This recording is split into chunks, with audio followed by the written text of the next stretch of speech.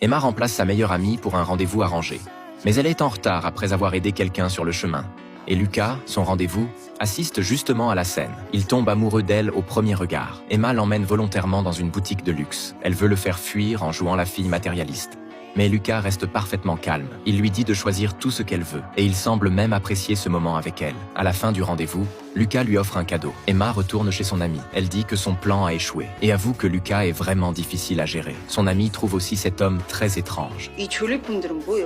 Elles ouvrent ensuite le cadeau. C'est une paire de chaussures plates. Emma les essaie. Et elles lui vont parfaitement.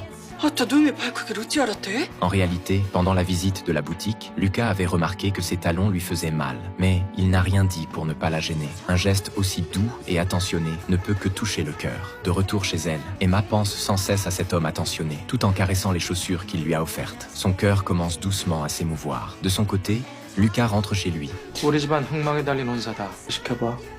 Il ne cesse de repenser à sa rencontre avec Emma. Il semble déjà complètement sous son charme. Plus il y pense, plus il est heureux. L'inspiration lui vient soudainement. Il prend un stylo et commence à écrire une mélodie d'amour. Le lendemain, Emma cherche sa carte de transport dans la rue. Soudain, Lucas la tire par derrière. Une moto venait de passer juste devant elle. Lucas l'a instinctivement serrée dans ses bras. Emma tourne lentement la tête. Leurs regards se croisent. La lumière du soleil traverse leurs cheveux. Tout semble se figer un instant. À cet instant précis, leurs cœurs s'emballent tous les deux.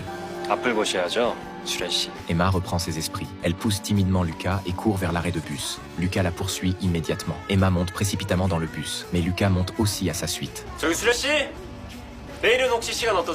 Elle se tourne, gênée.